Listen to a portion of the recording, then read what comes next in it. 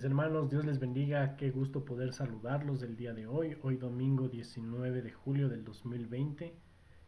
Para mí es un honor poder predicar la palabra de Dios y sé que para ustedes también es un honor podernos congregar, podernos escuchar la palabra de Dios a pesar de lo que estamos viviendo en el mundo entero, pero es un honor poder escuchar la palabra de Dios. Así que mis hermanos, quiero invitarles a que oremos, que demos gracias al Señor por este tiempo y que nuestros corazones estén dispuestos a escuchar la palabra de Dios. Amado Dios Todopoderoso, Creador del cielo y de la tierra, a ti clamamos, Señor, porque reconocemos de que necesitamos de usted, que necesitamos su dirección, necesitamos su ayuda, Señor, para que el día de hoy sea expuesta la palabra de Dios, para que todas las personas que nos escuchan a través del YouTube, a través de un audio, sea, Señor, usted trabajando en sus corazones, moldeando en sus corazones, Padre.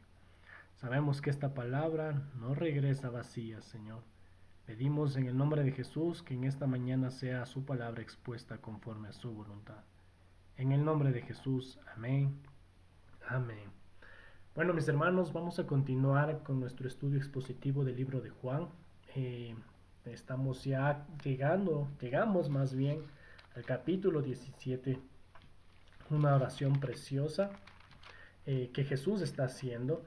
Pero antes de poder ingresar en materia, por así decirlo, vamos a tener un poco de recapitulación de lo que ha pasado hasta este momento. A partir del capítulo 13 vimos otra etapa del ministerio de nuestro Señor Jesús. Todos recordarán ahí antes de la última cena, en donde Jesús empieza a preparar a sus discípulos para lo que iba a devenir. Vimos a sus discípulos que no entendían todo lo que estaba diciendo Jesús hasta ese momento. Y obviamente Jesús les hablaba de que el Espíritu Santo era quien les iba a recordar todas estas cosas.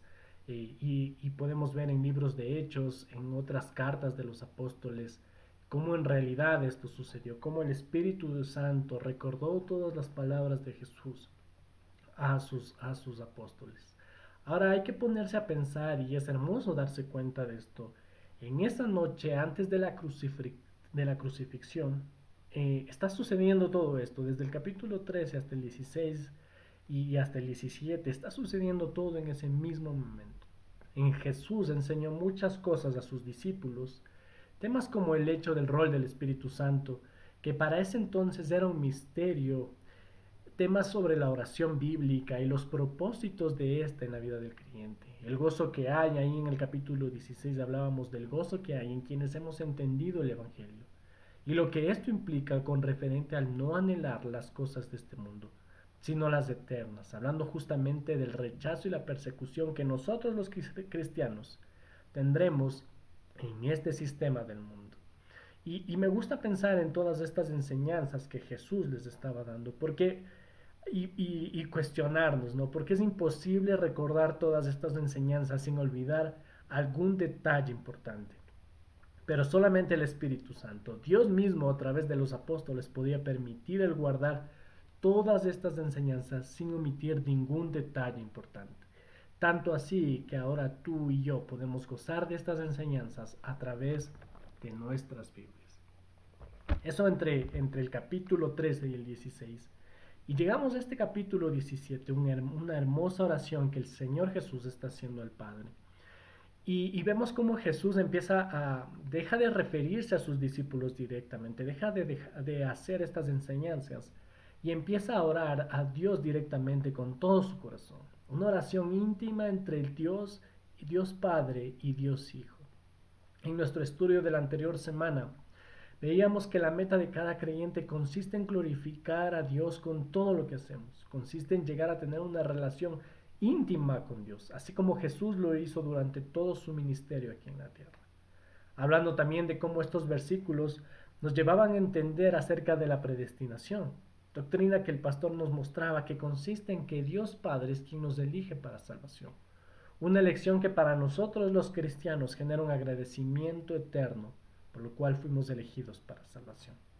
En el versículo 13, si tenemos abiertas nuestras Biblias, Juan 17, capítulo 3, veíamos un pequeño resumen y analizábamos y concluías que estas palabras pueden ser un pequeño resumen del Evangelio, porque habla de la perfección, de la plenitud y de que esto implica una sola redención. A mí siempre me gusta pensar y me gusta decir de que solamente cuando estemos, y estoy convencido también de que solamente cuando estemos juntamente con Jesús en la eternidad, entenderemos realmente todo el impacto que éste tuvo, que la obra del Señor Jesús tuvo en el mundo entero.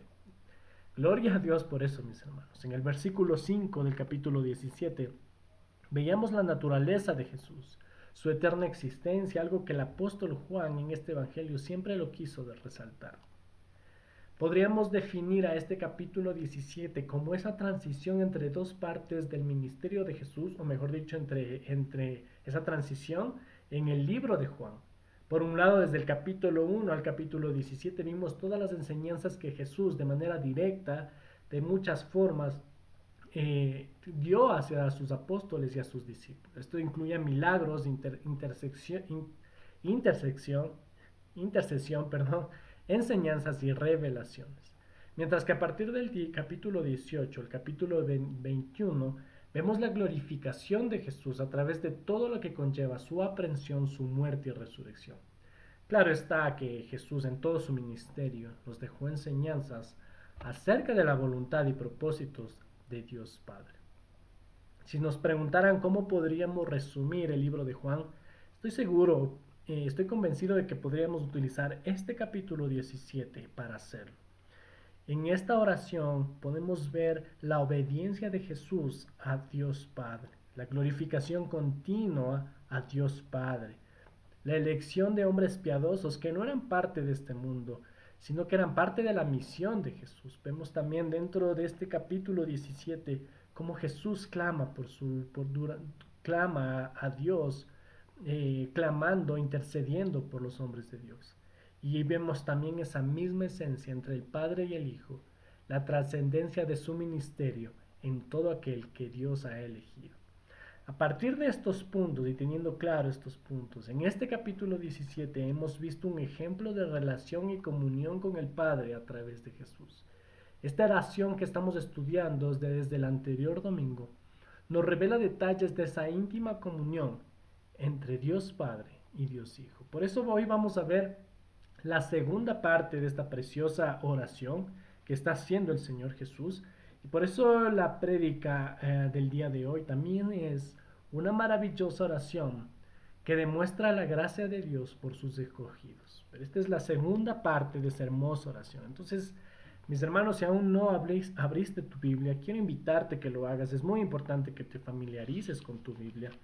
Quiero que abras, por favor, tu Biblia y te dirijas a Juan, capítulo 17. Vamos a leer desde el versículo 9 al versículo 19. Vamos a tener un contexto, vamos a leer toda la parte que vamos a estudiar el día de hoy y luego vamos a analizarla. Amén.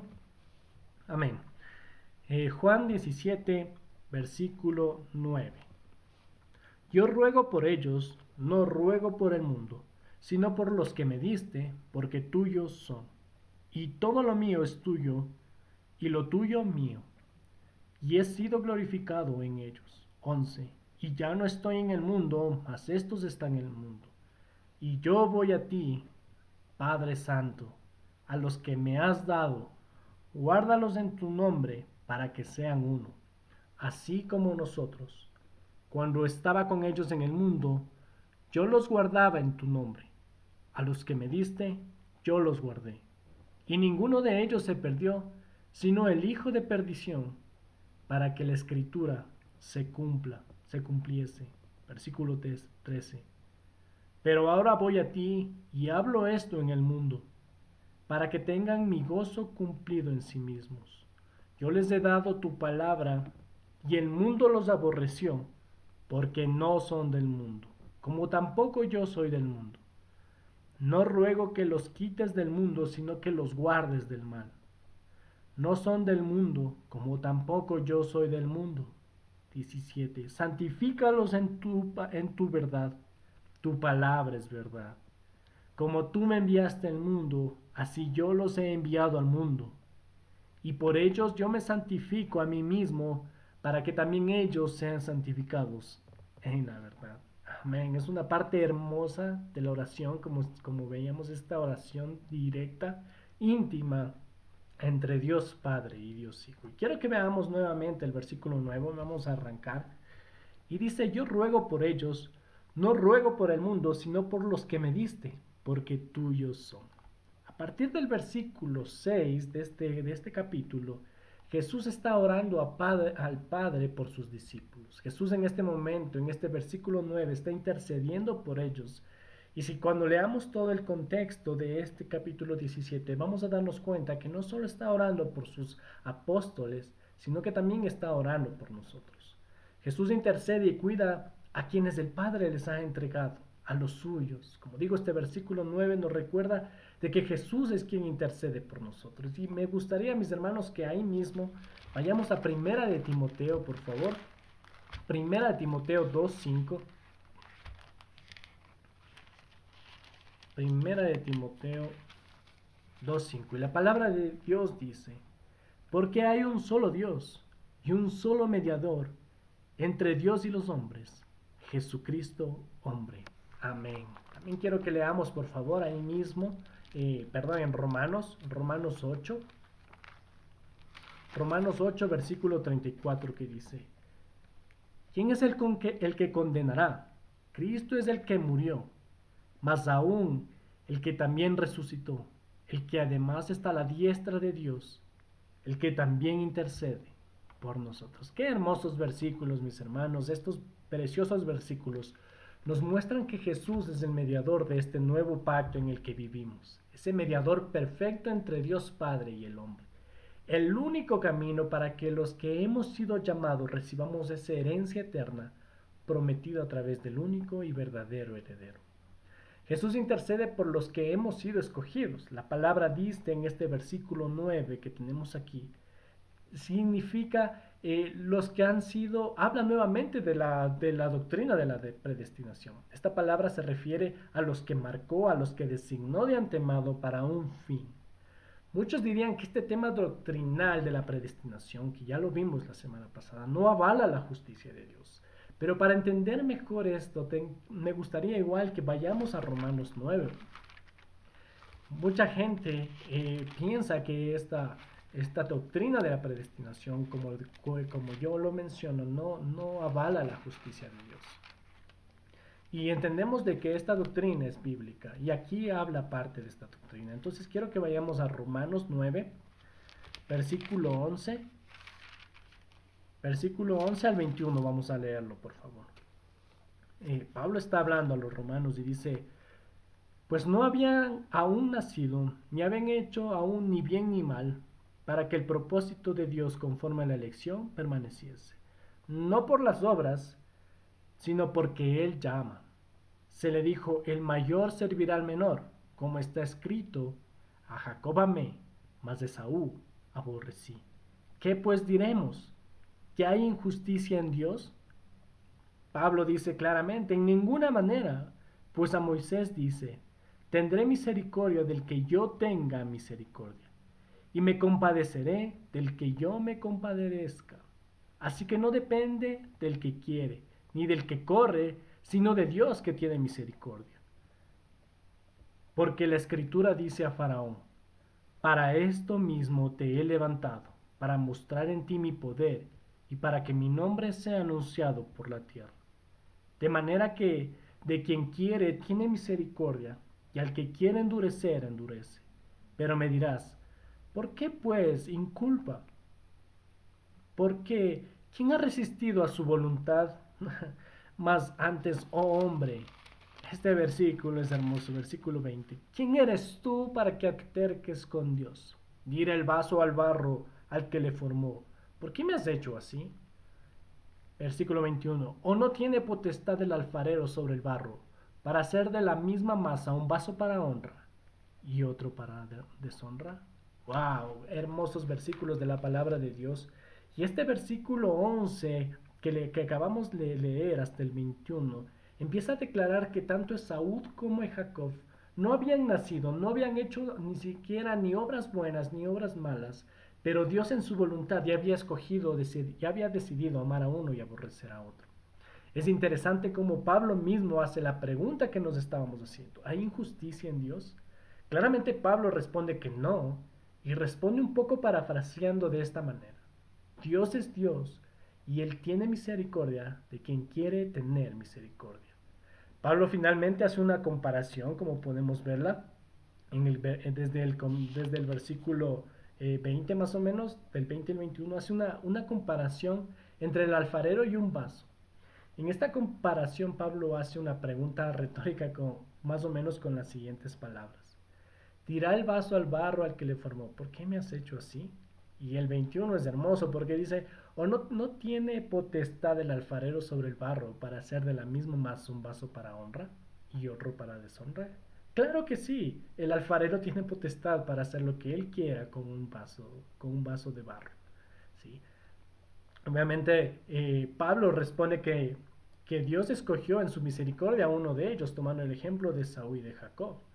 Y si analizamos más a profundidad el tema de la predestinación, podemos darnos que desde el principio sabemos que el pecado entró a la humanidad por un hombre, antes de incluso de Jacob y Esaú. Sabemos que el pecado entró por un hombre, el pecado entró por un hombre a la humanidad. Y que por lo tanto, como lo decía Romanos 3:10, y lo pueden leer y anotar para que lo puedan leer en sus casas, por cuestión de tiempo no lo vamos a leer, pero Romanos 3:10 es claro y habla de que no hay justo, no hay ni uno que haga lo bueno, no hay ni siquiera uno que busque a Dios, y esto incluye a Jacob, incluye a Esaú, incluye a David, al rey David, incluye a Pablo, te incluye a ti, me incluye a mí. Eso nos incluye a todos nosotros. Una verdad absoluta acerca de que no hay hombre que merezca, que haga lo bueno. ¿Sí? Y si buscamos Romanos 6:23, por favor, para analizarlo también. Romanos 6:23, por favor. Un versículo que en realidad personalmente me gusta mucho porque habla en lo que en realidad es la salvación. La palabra de Dios dice, porque la paga del pecado es muerte, mas la dádiva de Dios es vida eterna en Cristo Jesús, Señor nuestro. El hecho de que todos estemos bajo pecado y bajo el juicio de Dios nos condena a todos, como dice Romanos, a muerte. Dice, la paga del pecado es muerte. Romanos 3 nos muestra de que todos somos pecadores. Así que la paga de nuestra maldad es la muerte. Y esto es lo justo, ¿verdad? Nadie merece ser salvado. Romanos mismo en otras partes nos habla de que antes de venir a Cristo, lo que en realidad éramos esclavos del pecado. Y esto es lo que éramos antes de entender el Evangelio. Y esto es lo que son los que no han entendido el Evangelio aún. Son esclavos del pecado. Ahora bien, teniendo esto claro, de que, como dice Romanos 3, de que todos somos pecadores y que por lo tanto, como dice Romanos 6:23, la paga de ese pecado es la muerte eterna. Podemos seguir analizando la segunda parte de este precioso versículo de Romanos 6:23.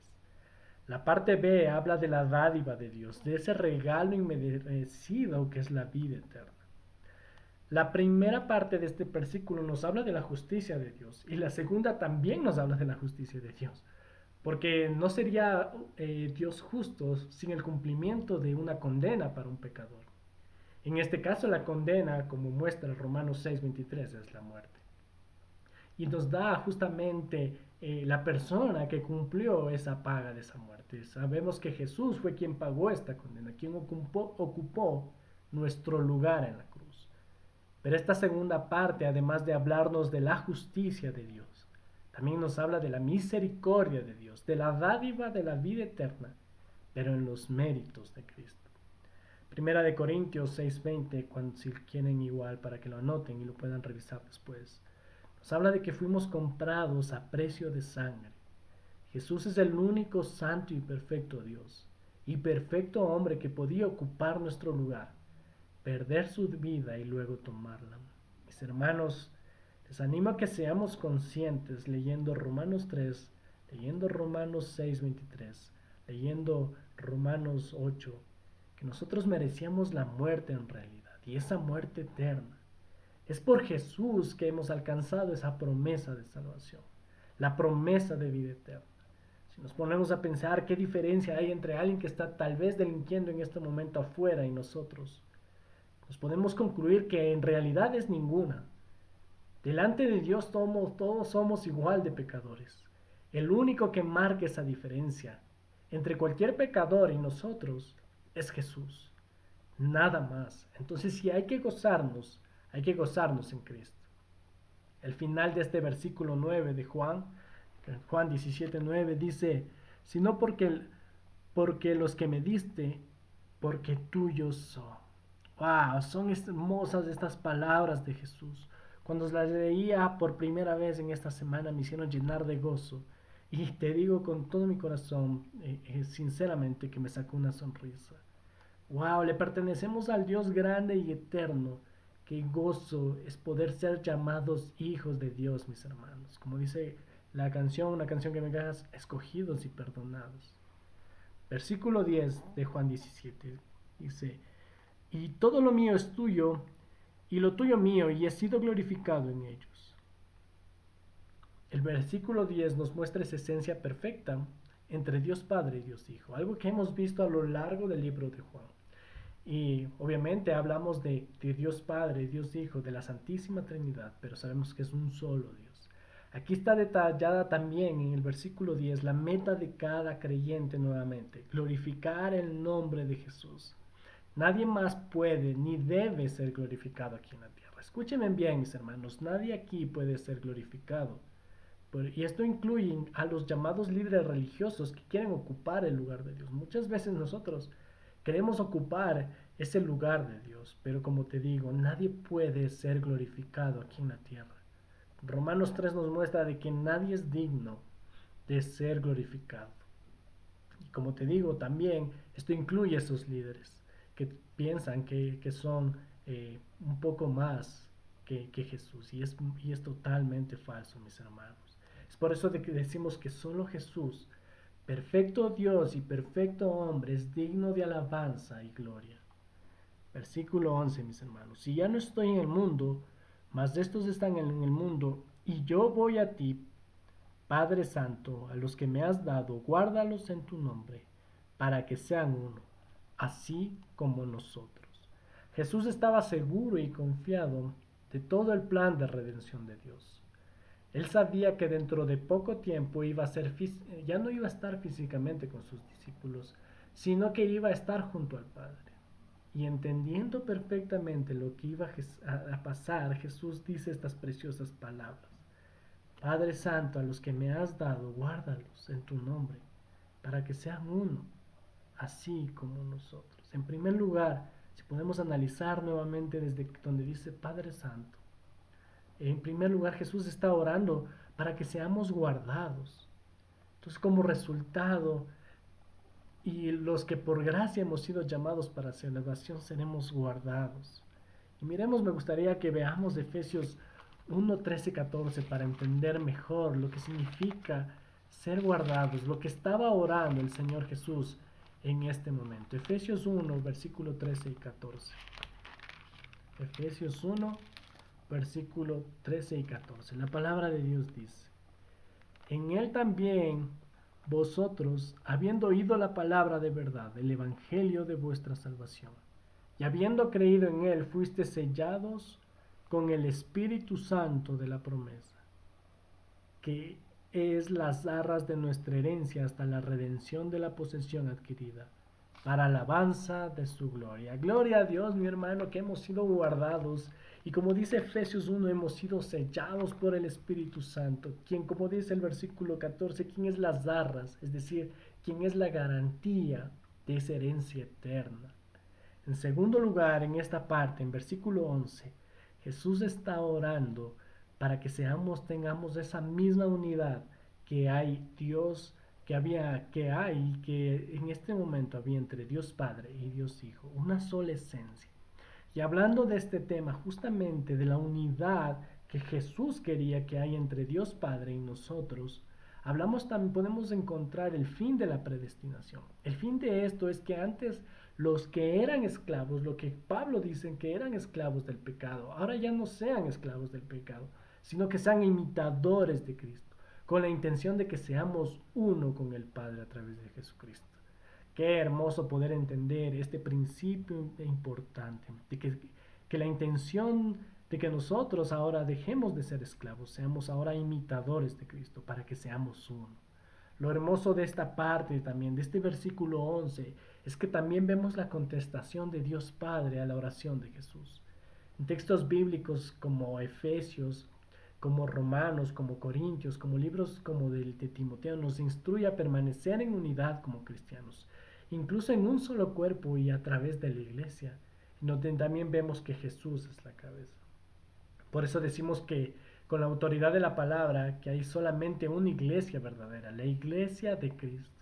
La iglesia donde Cristo en realidad es la cabeza y no los predicadores o el pastor, sino Jesús solamente.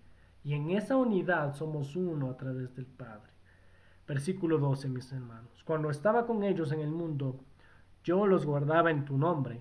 A los que me diste, yo los guardé y ninguno de ellos se perdió, sino el hijo de perdición, para que la escritura se cumpliese. En este versículo, en este capítulo, 17, vamos a ver que Jesús no solamente está orando, como lo dije en el principio, por sus discípulos, sino que también lo está haciendo por nosotros. Como hemos estudiado, por los que fuimos predestinados a salvación, a través del escuchar la palabra de estos hombres de Dios. Al principio, cuando estábamos haciendo el resumen, hablábamos de que el Espíritu de Dios fue quien hizo recordar todas estas cosas a los apóstoles. Y gracias a esa obra del Espíritu Santo a través de los apóstoles y sus discípulos, porque nosotros hemos podido escuchar el Evangelio a través de otros discípulos de Cristo. ¿Sí? Este versículo 12 detalla que ninguno de los dados por Dios Padre jamás se perdió, sino solamente, como dice, el hijo de perdición. Y esto es importante y te hace pensar y preguntar que si en realidad Judas fue salvo en algún momento o si Judas siempre fue predestinado para la perdición. En el griego esta palabra perdición se perdió, no se perdió para perdición. Esta palabra perdición quiere hablar, se refiere a la destrucción completa, es decir, predestinado para muerte. Como dice este versículo justamente, esa predestinación se efectuó para que se cumpliese las escrituras. Poniendo estas palabras en un contexto actual, en nuestro contexto, podríamos decir, podemos pensar que todo aquel que conocemos que en un momento tal vez que asistió a una iglesia, aquel que alguna vez oró y alabó como un cristiano genuino, pero que por alguna circunstancia se alejó del Evangelio, nos lleva a pensar de que si en realidad esta persona tal vez alguna vez fue salva. Solo el Señor lo sabe, pero nosotros sabemos por lo que estamos leyendo, versículo 12, y con el estudio de esta palabra, que a quienes dio Dios para la predestinó para la salvación, no se perderán. Así lo oró nuestro Señor Jesús, y así yo lo creo, y a mi anhelo es que tú también lo creas, porque no es mi palabra, sino es la palabra del Señor Jesús. Versículo 13. Pero ahora voy a ti y hablo esto en el mundo, para que tengan mi gozo cumplido en sí mismo. Nuevamente vemos la seguridad de Jesús al saber lo que iba a acontecer, confiando nuevamente en que tenía pleno conocimiento en todo lo que estaba haciendo. Y también tenía ese gozo y ese deleite de hacer la voluntad de Dios. Ese gozo inquebrantable que justamente estaba hablando Jesús en el capítulo 16. Ese gozo que consiste en el cumplimiento de la voluntad de Dios para salvación de aquellos a quien Dios Padre entregó. Wow, mis hermanos. Versículo 14, por favor. Yo les he dado tu palabra y el mundo los aborreció, porque no son del mundo como tampoco yo soy del mundo. Jesús en su ministerio tenemos que entender que siempre habló la verdad, nos habló la palabra de Dios mismo, tanto así que Jesús les decía a los fariseos que estaban ahí alrededor, verifiquen la palabra de Dios, verifiquen que lo que yo estoy diciendo es la palabra de Dios. Aquí Jesús nuevamente les estaba hablando también del aborrecimiento del mundo de los cristianos. Juan 15:9, un poco más atrás, por favor, si me acompañan. Juan 15:9, justamente, Juan 15:19, perdón, habla justamente de este tema, de que iban a ser aborrecidos por el mundo. Versículo 19 dice, si fuerais del mundo, el mundo amaría lo suyo, pero porque no sois del mundo, antes yo elegí del mundo. Por eso el mundo nos aborrece. Mis hermanos, porque Dios nos eligió, entonces por eso debemos ser aborrecidos. Amados de Dios, si el día de hoy somos aborrecidos por el mundo o su sistema a causa de Cristo, tenlo por gozo, porque entonces es una prueba más que Dios te ha predestinado a ti para salvación. Jesús fue aborrecido siendo Dios mismo. ¿Cuánto más nosotros que, como dice el capítulo 3, somos solamente un montón de pecadores? El sistema de este mundo no es el reino de Dios. Y por eso mismo Jesús rechazó tantas veces en ir en pos de las cosas de este mundo y las que Satanás ofrece. Claro está que también el diablo trata de utilizar un gozo superficial y falso para engañarnos, distraernos y desviarnos del verdadero gozo. Mucho cuidado, mis hermanos. Nuestro anhelo, nuestro corazón tiene que estar enfocado en las cosas del cielo, en las cosas en el reino celestial, no en estas cosas, mis hermanos. En esta pandemia podemos darnos cuenta de que las cosas materiales llegan a un punto en que son inútiles cuando en realidad dependemos totalmente de nuestro Salvador. Versículo 15. Versículo 15 y 16, por favor. No ruego que los quites del mundo, sino que los guardes del mal. No son del mundo, como tampoco yo soy del mundo. Jesús nuevamente vemos el papel de Jesús. Como leíamos en 1 de Timoteo 2:5, Jesús está intercediendo en este momento por sus apóstoles. Y como lo vamos a ver más adelante, también por nosotros. Jesús no está clamando por un aislamiento para los cristianos. Tampoco está clamando para guardar, para tener un refugio, para que Dios provea de un refugio, para que todos estemos ahí reunidos, todos los cristianos, sino que Jesús está rogando al Padre para que nos guarde del mal. Estamos en el mundo y vivimos en este mundo, trabajamos en este mundo, pero no somos de este mundo, como dice el versículo 15 y 16. Nuestra meta nuevamente, recalco, no debe estar, no debemos vivir afanados por las cosas de este mundo. ¿Por qué hemos de comer y qué hemos de beber? Dice la palabra. No nos afanemos por eso, mis hermanos. Dios proveerá. Alguna vez escuché la siguiente comparación que decía más o menos como que hablaba de los océanos y hablaba que los océanos son constituidos por muchas cosas. Muchas de esas cosas son conocidas y otras no tan conocidas por el hombre. Pero lo que sí estamos seguros es que los barcos no son una de esas cosas que constituyen los océanos. Un barco simplemente flota sobre los mares, recorre largas o cortas distancias, pero nunca permite que el agua del océano penetre su estructura. Los cristianos somos esos barcos sobre los océanos del mundo. Recorremos cortas o largas distancias.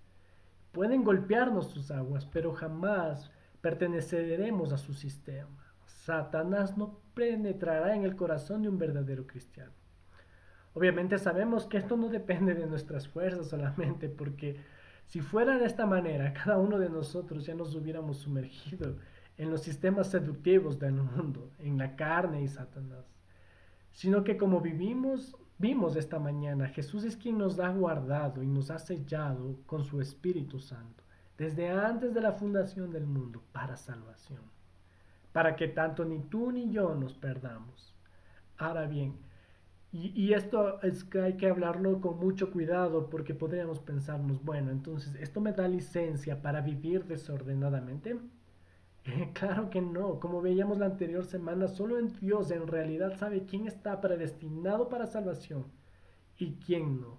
Por eso es que debemos seguirnos ejercitándonos para la piedad. Debemos seguirnos ocupándonos de nuestra salvación con temor y temblor. No estoy hablando de que la salvación se pierde, sino de una verdadera transformación a través del Evangelio que te salva y que te cambia. Sabemos con seguridad que lo que Dios escogió es lo vil del mundo, eso dice su palabra en 1 Corintios, y eso somos nosotros, mis hermanos. Yo no vengo aquí a alabarte o a decirte que eres lo mejor del mundo, sino que la palabra de Dios, la verdad absoluta en nuestras vidas, dice que somos lo vil y lo despreciado del mundo. Pero es algo hermoso y entender lo que dice Romanos 8:33 también. Pero ¿quién acusará a los escogidos de Dios? Dios es el que justifica. Mis hermanos, nadie nos puede acusar de injusto a alguien que Dios mismo ha declarado justo a través de Jesucristo. Nuevamente, es a través de los méritos de Jesucristo nada más, mis hermanos. Versículo 17. Esta palabra es hermosa, esta palabra es una de las partes más altas del clímax de esta predicación, porque dice, santifícalos en tu verdad, tu palabra es verdad. ¡Wow! Estas palabras son hermosas y creo que muy sabias por parte de Jesús.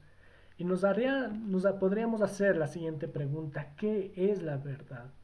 Una pregunta que estoy seguro de que tanto tú y yo, antes o después de haber conocido a Jesucristo, nos hemos hecho. ¿Qué es la verdad? Y estoy seguro ahora que conozco a Cristo, que para responder esta pregunta debí haber empezado a responder la siguiente pregunta. ¿Para qué vino al mundo nuestro Señor Jesús? ¿Para qué vino al mundo nuestro Señor Jesús? En la vida hemos escuchado un montón de respuestas a esta pregunta. Muchas de ellas en realidad son válidas, pero muchas de ellas también un tanto incompletas. Juan 18:37 vemos cómo Jesús mismo respondió, él mismo con sus propias palabras, para qué vino él al mundo. Un poco más adelante, por favor, mis hermanos, Juan 18, versículo 37. Ya Jesús para este capítulo ya fue capturado, fue llevado a Pilatos, fue llevado hacia el sumo sacerdote y ahorita está ante Pilato y Pilato le pregunta lo siguiente. Le dijo entonces Pilato, luego, ¿eres tú rey? Respondió Jesús, tú dices que yo soy rey. Yo para esto he nacido. Miren lo que va a responder Jesús. Y para esto he venido al mundo. Aquí está la respuesta de nuestra segunda pregunta. Para dar testimonio a la verdad. Ahora, leyendo como les dije este pasaje, podríamos decir que el ministerio de Jesús está basado en la verdad. Entonces la pregunta, como dije, la respuesta a la pregunta, ¿para qué vino nuestro Señor Jesús al mundo? Está aquí. Jesús vino al mundo para dar testimonio de la verdad. Durante todo nuestro estudio de Juan, desde ya más de un año, hemos visto diferentes factores que incluyen el ministerio de Jesús. Hemos visto su deidad, la consolación de Jesús para los pecadores, la libertad que hay en Jesús, la redención que hay en Jesús. Entonces concluimos que todo esto es parte del testimonio del Señor Jesús. Y todo eso es la verdad. Todo lo que relatan los textos bíblicos acerca de Jesús y su ministerio es la verdad. Y a esto somos llamados a proclamar esta única verdad. El testimonio de Jesús, mis hermanos, sus obras, su salvación, su amor, todo esto es parte del testimonio que está hablando Jesús en Juan 18, versículo 37. Todo eso es lo que se está refiriendo, su amor, su misericordia, su justicia. No somos llamados a proclamar modas o tendencias actuales. No somos llamados a proclamar la verdad de otras personas. Yo no soy llamado a proclamar lo que pienso que para mí es la verdad. Por la gracia de Dios he venido a predicar y a proclamar la verdad. Por favor, si podemos ir a Juan 1, por favor. Quiero volver a nuestros inicios cuando estudiábamos el libro de Juan, cuando empezamos a estudiar el libro de Juan.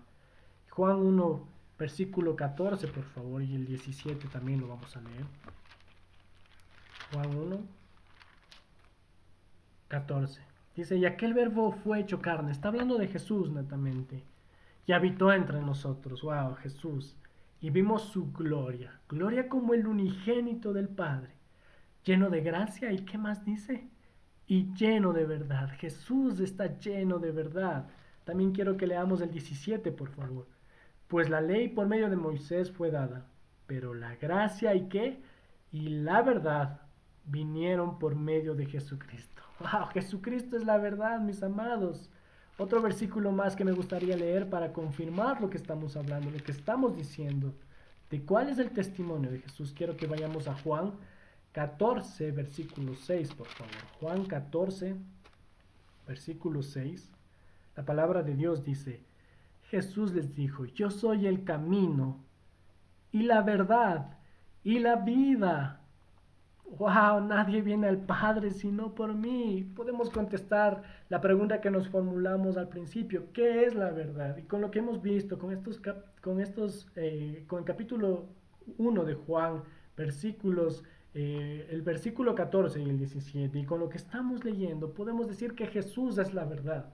Jesús es la verdad. Si tú alguna vez te preguntaste qué es la verdad, hoy te quiero decir que Jesús es la verdad. La verdad está en Jesús, la verdad es Jesús y la verdad está en todo lo que Jesús hizo aquí en la tierra, en su testimonio. La verdad está en todo lo que implica el Evangelio. Jesús es el Evangelio. Por eso en la Iglesia Cristiana Fuente de Vida, como seguidores fieles de Jesucristo, queremos proclamar la verdad y proclamamos a Jesús porque Él, Jesús, es la verdad. Por eso no nos cansamos y no me cansaré de repetir el Evangelio en toda su plenitud. Creemos fielmente que Jesús es la verdad y esto es lo que nos motiva a predicar y lo que debería a ti, mi hermano, mi hermana que me escuchas, motivarte a predicar la verdad, a ejercitarte en la piedad para ser otros discípulos. Obviamente el contraste de la verdad es la mentira y el demonio sabemos que odia la mentira, él es el padre de mentiras. Así que como seguidores de Cristo debemos amar solamente la verdad. Mis hermanos, el Evangelio nos moldea a su imagen y moldea nuestra manera de ver las cosas, no como el mundo las ve. La verdad es Jesús y la verdad nos da libertad. Jesús nos da libertad. La verdad nos da consolación. Jesús nos da consolación. La verdad nos da gozo y paz. Jesús nos da gozo y paz. La verdad nos ha dado redención. Jesús nos ha dado redención. Qué hermoso poder entender, mis hermanos, de que Jesús es la verdad. Muchas veces nos hemos preguntado qué es la verdad, a dónde debo seguir. La verdad es Jesucristo, mi hermano. Jesús es la verdad. Podemos nuevamente regresar a Juan 17, por favor. Vamos a leer el versículo 18 para ir terminando. Juan 17, 18. Como tú me enviaste al mundo, así yo los he enviado al mundo. Así como Jesús quiere decir, Jesús está diciendo, así como yo anduve predicando la verdad, llevando una vida de obediencia y santidad, así mismo quiero que mis discípulos, estoy hablando como Jesús quería referirse, como menciona en Mateo 18 y 19. En otras palabras, así como Jesús anduvo en su ministerio predicando la verdad, llevando una vida de obediencia y santidad, Jesús envió a sus discípulos, como menciona Mateo 28, 19 y 20, a que vayan y hagan discípulos a todas las naciones. A esto eran mandados los discípulos y los apóstoles del Señor, y que enseñen a guardar todas las cosas que Jesús les recordó, que el Espíritu Santo les hizo recordar tiempo después. Todas esas cosas tenían que hacer sus discípulos. Y esta es otra de las grandes metas de un cristiano, además de glorificar a Dios en todo lo que hacemos, además de construir una intimidad con el Señor. Debemos nosotros hacer esta gran meta de un cristiano, que es el poder predicar la palabra, el poder pasar a otros esa buena nueva que tenemos en el Evangelio. Esta gran comisión que también es conocida, que consiste en que como verdaderos cristianos debemos andar como seguidores de Jesús, predicando la verdad, predicando a Jesús a tiempo y a destiempo. Versículo 19. Y por ellos yo me santifico a mí mismo, para que también ellos sean santificados en la verdad. En la parte A de este versículo, donde dice, y por ellos yo me santifico a mí mismo, podemos ver que Jesús se santifica a sí mismo a través del cumplimiento de la palabra de Dios. A lo largo de este libro, de este estudio que hemos hecho de Juan, podíamos ver cómo Jesús actuaba en perfecta armonía con la voluntad de Dios. Y obviamente podemos ver que Jesús se santifica a sí mismo a través del cumplimiento de la palabra de Dios. Así como habla en el versículo 17 que veíamos hace un momento, santifícalos en tu verdad, tu palabra es verdad. El Señor Jesús se santificaba a través de la voluntad de Dios, a través del cumplimiento de la palabra de Dios. Y en la parte B de este versículo donde dice, para que también ellos sean santificados en la verdad. Y como sabemos, el hecho del cumplimiento perfecto de Jesús a la ley es lo que permitió que el sacrificio de Jesús en la cruz tenga el resultado de redención para quienes hemos sido predestinados. Mis hermanos, mi anhelo es que su palabra, que la verdad, se convierta en algo autoritativo en nuestras vidas. La palabra de Dios es la verdad. No es mi palabra, No es la palabra del pastor o de otro hermano piadoso que tú quieras, que te guste escuchar. Es la palabra de Dios. Alguien que ha entendido la verdad, que ha entendido el Evangelio, también ha entendido que la palabra de Dios es la verdad. Y hoy hemos entendido de que Jesucristo es la verdad. Teniendo esto en mente, quiero animarte a que meditemos, a que estudiemos, a que memoricemos y que apliquemos la verdad en nuestras vidas. A que nos esforcemos por entender correctamente la verdad, correctamente la palabra de Dios. A que veamos realmente cuál es la intención del autor, cuál es la intención de Juan al escribir esto. Solamente ahí podremos determinar el correcto significado que Dios quiere darnos a través de sus escrituras. No que ajustemos un texto a mis intereses o a mis intenciones. Sabemos que saber más de Jesús y su palabra, saber más de la verdad, nos llevará a imitar de una mejor manera a Jesucristo. Amemos la verdad. Amemos la palabra de Dios, mis hermanos, para que, como dice el Señor Jesús, seamos santificados en la verdad, para que seamos apartados del mundo, para la obra del Señor. Mis hermanos, muchas gracias por escucharnos en esta mañana. No quiero que estas palabras queden sueltas, sino que quiero que el Espíritu Santo obre en ti. Empiece a tomar esa fuerza de amar la palabra de Dios, de amar la verdad. ¿Quién es la verdad? Jesús es la verdad. Vamos a orar. Padre bendito, Señor, gracias por hacernos entender que tú eres la verdad, Señor. Gracias, Señor Jesús, por mostrarnos tu verdad con tu testimonio, con todo lo que hiciste, Señor, con todo lo que enseñaste. Y gracias, Señor, porque hoy tenemos tu palabra que nos muestra la verdad. Bendito sea, Señor, su nombre, el único digno, verdadero de alabanza. Que la gloria y la honra, Señor, sea para usted. Que sea su palabra, que sea su Espíritu Santo obrando en cada uno de los corazones de los hermanos que nos escuchan. En el nombre de Jesús, amén y amén. Dios les bendiga, mis hermanos.